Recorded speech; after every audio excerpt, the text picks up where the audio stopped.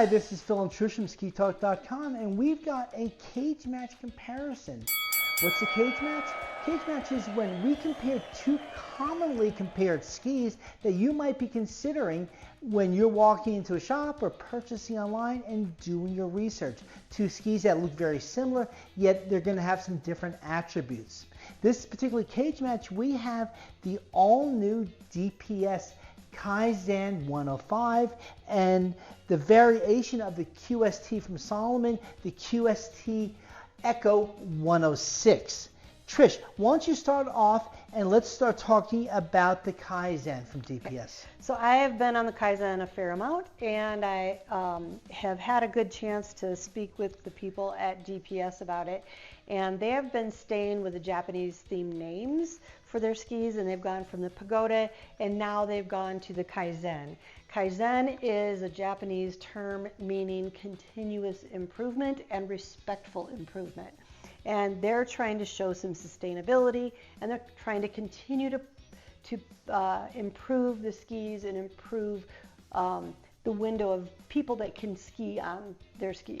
So to that point, we skied the Kaizen initially at Brighton, Utah. Had a ton of fun on it. We skied some chutes and some steeps and deep powder, and it just excelled. This is the Kaizen 105, so it's a little bit wider than what I usually ski, and I found it to be very attainable. A lot of times when I get much above a 102, I feel like it gets a little bit too big for me, but this is not the case. It felt like it was a big mountain ski, but it was a big mountain ski that was nimble enough and playful enough that I was able to get out and just really excel on it. I just felt like I was unstoppable. Kaizen is really apt in the naming of this ski. I mean, we've been dealing with DPS since before we even launched SkiTalk, going back to the original Whalers. Yeah, for sure. Yeah. So what we found with this particular new shape is creating a little bit longer of a wheelbase, lowering that tip and tail from those original banana skis that DPS had with that Whaler 112.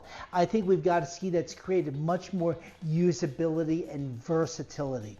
What I like also with this Kaizen collection is that they also scale the sizing of the ski. So no matter what the size is, and we've got a full range of size that'll be available for the Kaizen, from a 155 all the way up to a 189. In our reference 184 that we have here, it's 135 in the tip, 105 on the foot, and 119 in the tail. And Tricia has the 171 here, which is 133 in the tip, 105 and 117. So we've got two skis, even though they're different lengths, are pretty much going to make the same turn. Well, and that's probably why I felt that it was so attainable for me, even though I typically don't ski a ski quite that wide. Yeah. So now let's talk about what Salomon brings to the table for 2024, and that is the QST Echo 106. What they've done with the Echo from the regular QST is they added lightness to it. The ski comes in about 300 grams lighter than the regular QST. And the first thing when you think about lightness in a ski, it's going to make the ski nervous. But I know you skied the ski at, where did we ski it? I skied it initially at Snow Basin. And they'd had some fresh snow. This is a big snow year, so yeah. It was a good year to come out with skis this wide because we finally got to ski them in their conditions. I skied it in a 173 and was just wowed by it. I felt like it was very nimble and playful and fun and poppy, where I felt like the previous QST 106, when I tried to ski that, I felt like it was a little bit too much ski for me. Yeah. And I think they did a really good job with this. Like DPS, Salomon is also scaling their sizing on the skis, but they're going out about a little bit differently, where DPS is scaling the whole size of the ski and the waist widths will change. Salomon, the waist width will stay continuous at that 106 and the tip and tail adjust accordingly. And like the DPS, the Salomon also comes in a multitude of sizes, anywhere from a 157 also up to a 189. What is also nice with the Salomon, and one of the ways that they achieve their goal in making the ski lighter, is they also worked on sustainability. The top skins on it are 30% recyclable, and this new multicolored sidewall that we have that you'll see in the profile as it goes past is 100% recyclable. That's really the big story this year, is so many brands are going more and more to the sustainability conversation, and it's important because we ski in the environment and we want to protect the environment. Yeah. One of the things that I really like about what they did with the graphics on this ski, and I know graphics are that frou-frou thing to talk about, but I like it that they have their traditional Salomon mountain scene here on that. It's kind of a special thing to us. And they also added a little bit of pop here to the bases. So we added a little bit of color and zing there, because as a guy, we know we like colors. We're a bit of peacocks that way. So it comes down to which ski is going to be best for you.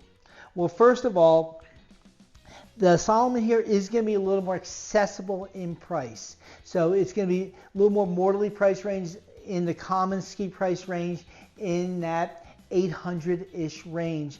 The DPS is a little more of a premium ski. It's going to have a comma in the price, and it's going to be in the mid-teens. What you're getting for that, I think, is probably a little more strength in the ski, a little bit of quietness, a little bit of refinement. Very much so. So in the Salomon, we're going to gain some pop, we're going to gain some playfulness in the ski, and both of these skis, specifically the Salomon, really try to have some sort of AT or touring type binding. Ideally, we'd like to have set this ski up with a shift on it, but unfortunately none are available, so we went with the Strive, which actually gives us the best the same downhill performance as the shift, but we do lose that uphill capability, which we'd like to have in playing with some of these skis. I felt like if you were going to compare the two, I would say that the DPS was a little bit more of a charger ski, but a charger ski that was attainable, and the Salomon was a little bit more of a playful, poppy-friendly ski. No, I agree wholeheartedly on that. I think that's probably one of the best ways to take a look at it. Then if you want a little more strength, that's where they have the regular QST 106. Again, a really nice ski, but I still don't think that is going to have the refinement of a ski that has a comma in the price point. But in this mid 100-something range of a ski, you've got really two good choices between the two of these here. We've got some different building and construction philosophies that we talked about on the two skis. Both of these skis are a lot of fun, because in the end, skiing is fun. If you enjoyed this informative video, hit that bell, subscribe so that you'll stay up to date on the new videos, and check out SkiTalk.com for more ski-related content. Also, please follow SkiTalk.com on all of your social media channels. No clams were shucked during the course of this video.